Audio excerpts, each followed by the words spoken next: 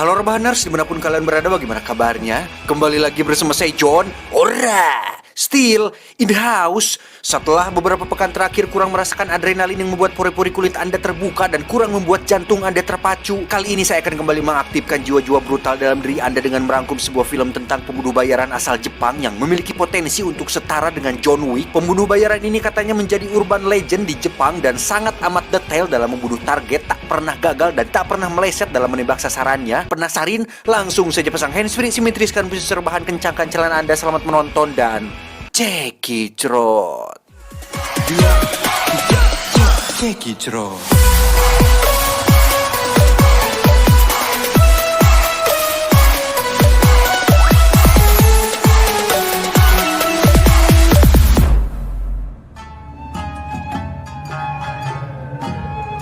Diawali dengan memperlihatkan pertemuan antara kelompok Yakuza Jepang dan kelompok mafia dari Barat. Saat itulah muncul sang pembunuh bayaran yang menjadi urban legend atau legenda urban. Sosok ini sangat amat ditakuti oleh para penjahat karena memiliki hipotesis prediksi yang sangat akurat, tembakan yang langsung mengarah ke bagian vital, panca indera yang tajam, dan serangan mematikan dalam waktu hanya kurang dari 6 detik saja.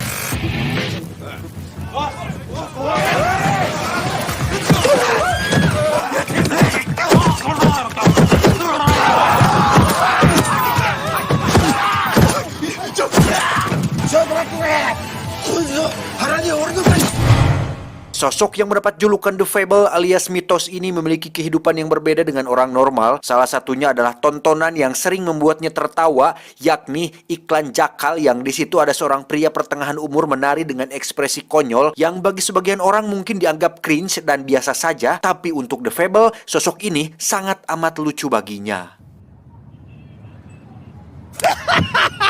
Dia adalah bos sekaligus sang guru yang telah melatih The Fable dari kecil sampai profesional hingga sekarang, di mana The Fable disuruh untuk cuti selama setahun dan dilarang untuk membunuh siapapun selama setahun itu.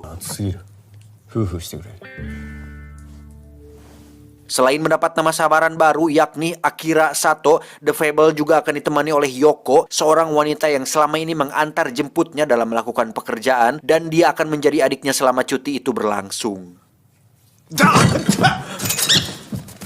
Kembali ke TKP sebelumnya, di situ ada dua pembunuh bayaran yang ternyata sudah keduluan The Fable untuk membunuh para Yakuza tersebut. Mereka berdua sangat amat dibuat terkesan dengan tembakan yang mengenai bagian vital, serta ada sebuah peluru yang berhasil membunuh dua orang sekaligus. Walaupun agak sedikit ragu dengan keberadaan sosok The Fable yang katanya hanya mitos, tapi mereka berdua yakin jika yang melakukan pembunuhan ini adalah sosok The Fable, dan mereka sangat berambisi untuk bertemu dengan sang legenda tersebut.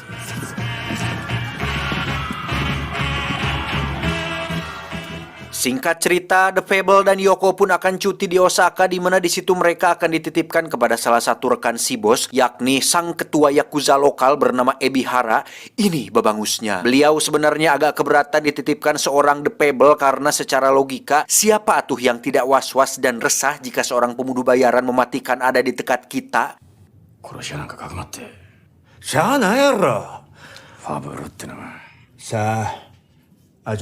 Saatnya mereka bertemu, Ebihara dan atasannya pun atau sang presiden direktur pun masih tak percaya jika sosok The Fable ini ternyata agak mirip dengan Kang Ariel Noah. Lantas karena penasaran, akhirnya beliau-beliau ini pun nekat bertanya jika The Fable ingin membunuh mereka berdua, apa yang akan dia lakukan? The Fable pun menjelaskan bahwa Ebihara menyembunyikan pistol dan akan membunuh mereka berdua menggunakan pistol tersebut. Dan untuk anak buahnya di luar, atasan Ebihara atau presiden direktur juga ternyata menyembunyikan sepucuk pistol di bawah sofa, dan itu sudah cukup untuk melenyapkan anak buah mereka semua dalam kurun waktu kurang dari 6 detik saja. Ebihara pun membawa The Fable dan Yoko ke rumah yang akan menjadi tempat tinggal mereka selama setahun ke depan. Di situ ada mobil tua kesayangan Ebihara yang sangat amat disayanginya. Namun ketika The Fable dan Yoko menaikinya, Ebihara yang sekelas bos Yakuza pun bahkan tak bisa berkutik dibuatnya. Agero! Ebihara yang masih ragu dengan The Fable pun diam-diam mengirim 2 preman amatir untuk menghajarnya dengan tujuan untuk mengetes apakah The Fable benar-benar cuti membunuh atau tidak. Dan karena The Fable diminta untuk menjadi orang normal yang profesional oleh bosnya, maka dia pun berpura-pura terkena pukulan, terlihat kesakitan, mimisan, sampai menangis seperti pria cengeng yang padahal itu semua hanyalah akting belaka untuk menjadi seorang pria biasa yang profesional. 殴られるふりをして指の骨を折る、さらに痛いふり。これはいただいて、この情けない姿、まさに普通。 Saat itulah muncul seorang wanita bernama Misaki. Ini parasnya. Dia menawarkan sapu tangan untuk mengusap darah di hidung The Fable. Namun karena The Fable adalah sosok yang dingin yang tidak pernah hidup bersosial dan berdampingan, maka dia pun menolak sapu tangan tersebut. あいつ吹っ飛んどったから話出して泣きながら謝ってました。そうか。 Sementara itu, kita akan melihat 2 pembunuh bayaran itu lagi, di mana mereka berdua membunuh para petugas pembawa mayat korban The Fable, di mana di situ salah satu petugas terpaksa memberikan sebuah ponsel yang waktu itu tak sengaja merekam The Fable saat beraksi, yang alhasil mereka berdua menjadi tambah berambisi untuk bertemu langsung dengan sosok melegenda tersebut.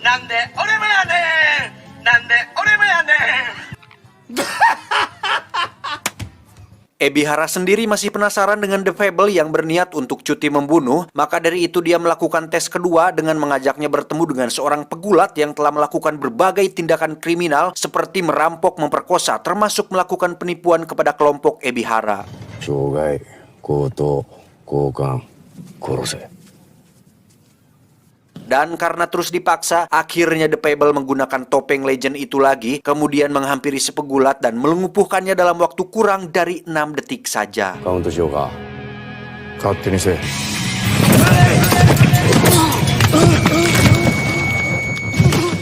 Saat Ebihara mendodongkan pistol kepadanya, The Fable pun mengatakan bahwa bosnya telah melarang dia membunuh selama setahun, dan jikalaupun berada pada posisi terpaksa harus membunuh, dirinya tetap tidak akan pernah melakukan pembunuhan.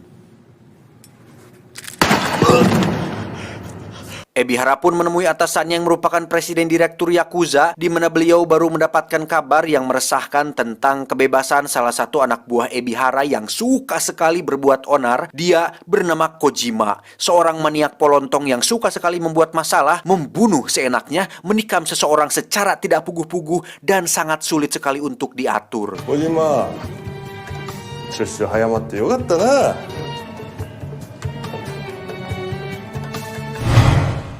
Hal itu pun langsung dibuktikan saat hari pertama kebebasannya, di mana Kojima langsung menikam rekan bisnisnya dengan santai dan menyenangkan. Lantas dibunuhlah pria tersebut oleh karena tidak pernah menjenguknya ketika dirinya sedang berada di sel tahanan. アドレナリンが出てるわ。 Di situ Kojima melihat majalah bersampul Misaki yang dulunya si Misaki ini ternyata pernah menjadi seorang model untuk berbagai majalah. Lantas Kojima pun memiliki sebuah ide brilian kepada Misaki dengan menjadikannya ladang bisnis yang pastinya itu adalah sebuah ide yang buruk. 女は金になるからな。 Kembali kepada The Fable yang sedang melamar pekerjaan namun selalu ditolak oleh karena selalu bersikap jujur dan dingin tentang segala hal. Dan tak disangka dia bertemu lagi dengan Misaki yang mengajaknya untuk bekerja di tempat kerjanya, sebuah percetakan kecil yang di situ The Fable akan menjadi pengantar barang sekaligus office boy di tempat tersebut. Di sisi lain, kita akan melihat Kojima kembali ke markas organisasi di mana Ebihara sangat bahagia sekali melihat Kojima sudah bebas karena walaupun dia adalah pembuat onar, Kojima sudah dianggap adik sendiri oleh Ebihara. Dia adalah Sunagawa, bos Yakuza setara dengan Ebihara namun memegang wilayah lain. Sunagawa termasuk orang yang serakah yang ingin sekali menguasai wilayah milik Ebihara, sehingga ketika melihat Kojima bebas, Sunagawa pun memiliki ide untuk menjadikannya senjata untuk menjatuhkan kepemimpinan Ebihara dan menjadikan dirinya sebagai penguasa tunggal organisasi ini. 海老原が小島にやらせたってことにしたら Kembali ke The Fable yang sedang diajak makan bersama di restoran di mana semua orang heran dengan The Fable yang makan kacang dengan kulitnya. Bahkan mereka pun lebih dibuat terkejut lagi saat mengetahui bahwa The Fable juga memakan semangka beserta kulitnya yang dia anggap itu adalah hal yang normal. 皮好きなんやな。相当貧乏やったんやろな。Saat itulah dia teringat masa kecilnya ketika si bos alias gurunya melatih mental The Fable kecil dengan membiarkan dirinya hidup berbulan-bulan di hutan dengan modal hanya sebilah pisau. Di mana The Fable hidup dengan alam dan mencari makanan yang ada seperti kadal, ulat pohon, dan berbagai tumbuhan yang disediakan oleh alam. Setelah berbulan-bulan ditinggalkan, si bos pun muncul dengan membawa seorang pria yang menjadi pelaku kejahatan yang dianggap pantas mati. Tapi sebelum melakukan eksekusi, mereka berdua pun membakar ikan yang akhirnya terkuaklah fakta bahwa alasan The Fable selalu ngorejat karena panas adalah disebabkan oleh panca inderanya yang terlalu tajam, sehingga panas sedikit saja akan terasa oleh lidah sensitif yang dimiliki oleh The Fable ini. Izo. Sepulangnya dari sana, The Fable pun memutuskan untuk mampir ke rumah Ebihara yang di situ sudah ada si Polontong Kojima yang langsung menodongkan pisau ke wajah The Fable, bahkan dengan polosnya mengarahkan pisau tersebut tepat pada liang celinya yang belum tahu saja si Kojima ini. Digetek dikit, mati loh, cemacem. Anigi. Ternyata Pak Ebihara ditemukan sudah ngagoler di kamar mandi oleh karena mendapat serangan jantung yang mengharuskan beliau dirawat di rumah sakit. Lantas beliau pun menitip pesan kepada Kojima agar diam dulu dan jangan sampai membuat masalah apapun yang bersifat pibangusen sampai dirinya pulih nanti. Dan seperti yang sudah bisa ditebak bahwa si Polontong Kojima yang bangkar warah ini justru pergi menemui Misaki untuk mengajaknya bergabung dalam bisnis video dewasa, dan jika dia menolak, maka Kojima tidak akan segan-segan untuk meneror keluarga dan orang-orang terdekatnya. Kembali kedua pembunuh bayaran yang masih mencari keberadaan The Fable, di mana mereka justru mendapat pekerjaan dari Sunagawa untuk menculik Kojima dengan maksud untuk menguasai organisasi dan memberitahu mereka berdua tentang beredarnya desas-desus kabar bahwa Ebihara diam-diam menyimpan seorang pembunuh bayaran hebat yang saat itu juga langsung membuat kedua pembunuh bayaran ini tertarik. Misaki sendiri dibuat resah ketika dikirimi foto ibunya yang sedang dibuntuti, di mana hal itu merupakan perbuatan dari si Kojima yang mencoba untuk memaksa Misaki agar mau menjadi model video dewasa untuk para klien bisnisnya. Hal itu tentu membuat stres Misaki hingga terbawa ke pekerjaan, dan untuk menghibur diri sendiri, Misaki pun memutuskan untuk mentraktir The Fable makan malam. Misaki pun kembali dibuat heran saat melihat The Fable makan kepala ikan dengan penuh kehagrongan. Lantas dia pun bertanya tentang apakah The Fable tidak takut ketika dirinya hidup sendirian di hutan selama berbulan-bulan. The Fable pun menjawab bahwa alam itu bagus, memperlakukanmu dengan adil dan bijaksana, tidak seperti perkotaan yang dipenuhi dengan orang yang berlomba-lomba untuk mendapatkan apa yang diinginkan, saling sikut sana-sini untuk mendapatkan satu tujuan. Di alam liar, The Fable bisa menikmati bintang, bunga mekar, dan suara air mengalir di sungai tanpa harus terganggu dengan kebutuhan yang sebenarnya tidak terlalu diperlukan.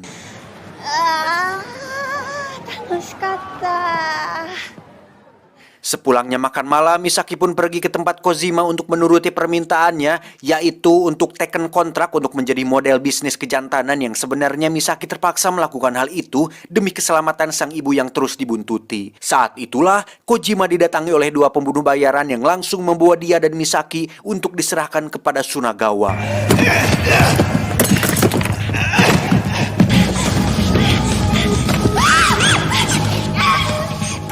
Mengetahui kabar penculikan Kojima, Ebihara yang masih sakit pun bela-bela datang menemui The Fable untuk memintanya menyelamatkan Kojima. Sempat menolak hal itu, Ebihara pun memberikan mobil kesayangannya kepada The Fable, dan jika The Fable benar-benar ingin menjadi orang normal yang profesional, maka dia seharusnya menerima mobil tersebut dan melakukan apa yang diminta olehnya.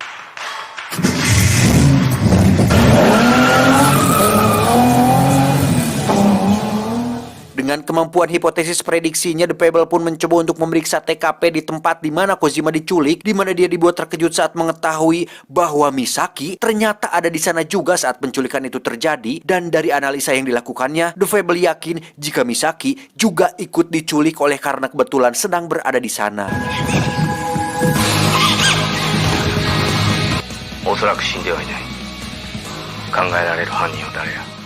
Kojima sendiri sedang dipaksa untuk berbicara mengenai kejelekan Ebihara supaya presiden direktur mengeluarkannya dari organisasi. Namun Kojima yang heras beheng pun justru teriak, "Ora! Ora odi!" Dia menolak permintaan tersebut dan justru mengancam balik bahwa Ebihara memiliki seorang pembunuh bayaran hebat bernama The Fable yang saat itu juga langsung membuat kedua pembunuh bayaran itu semakin dibuat beradrenalin. そいつ強いんか。強いなんてもんじゃない殺しの天才だ。 The Fable sendiri sedang dicegah Yoko untuk jangan terlibat dengan masalah ini oleh karena bisa berbahaya jika sampai bos atau gurunya tahu. Namun karena ada Misaki yang dilibatkan, The Fable pun menganggap bahwa sebagai orang normal yang profesional, dirinya wajib untuk menolong Misaki yang telah membantunya mendapat pekerjaan. 美咲ちゃんには世話になった。 Dengan otak jeniusnya, The Fable dibantu Yoko pun membuat beberapa peluru palsu yang tidak sampai membunuh target, tetapi cukup kuat untuk melumpuhkan seseorang. Sedangkan Ebihara sendiri didatangi oleh si bos alias gurunya The Fable yang mengancam akan membunuhnya karena telah menyuruh The Fable untuk melakukan pekerjaan lagi. 佐藤、一体どうしたんや。 Dan akhirnya terkuak fakta bahwa tujuan si bos menyuruh The Fable untuk cuti setahun dan berbaur sebagai orang normal adalah agar keahlian membunuhnya bisa sedikit memudar, karena dengan semua yang telah dilakukannya di masa lalu, sang guru menganggap bahwa The Fable sudah terlalu kemalinaan atau sudah terlalu hebat dan jago dalam membunuh, bahkan berpotensi bisa menjadi mesin pembunuh yang tak terkalahkan. Sehingga beliau merasa bertanggung jawab untuk membuatnya kembali menjadi pria biasa dengan menempatkan The Fable di antara masyarakat yang normal.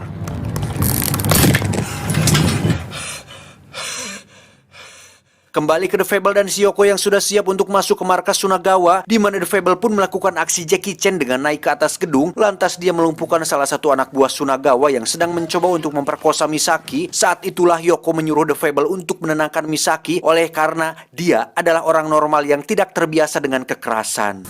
Nande俺もやねん。Nande俺もやねん。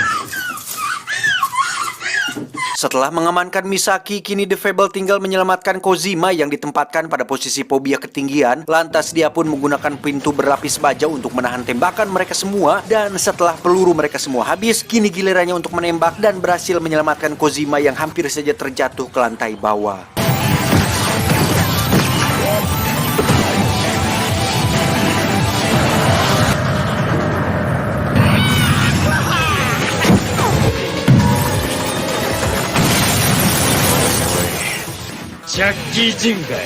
Dengan peluru mainannya, The Fable pun sebisa mungkin membawa Kojima keluar dari sana. Namun karena jumlah anak buah Sunagawa semakin lama semakin banyak, maka The Fable pun hampir kewalahan dan sedikit kesulitan membawanya keluar. Apalagi si Kojima ini terlalu polontong dan sok-sokan dalam setiap apapun yang dilakukannya.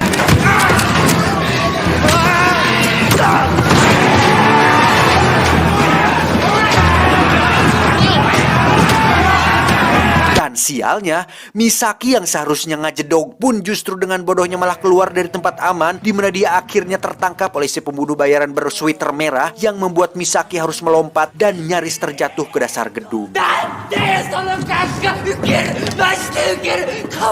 Setelah membuat semua anak buah Sunagawa terjebak, Kojima pun memilih untuk bertarung dengan Sunagawa langsung, sementara The Fable akan pergi untuk memeriksa keadaan Misaki.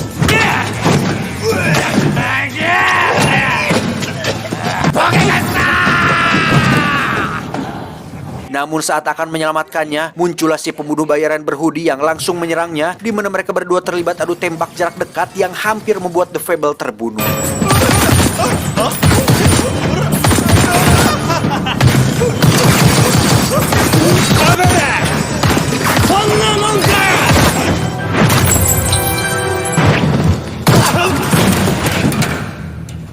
Setelah berhasil membuat pingsan si pembunuh bayaran berhoodie, The Fable pun langsung loncat dan menyelamatkan Misaki. Sementara si pembunuh bayaran bersweater merah pun berhasil dilumpuhkan oleh Yoko yang datang untuk membantu.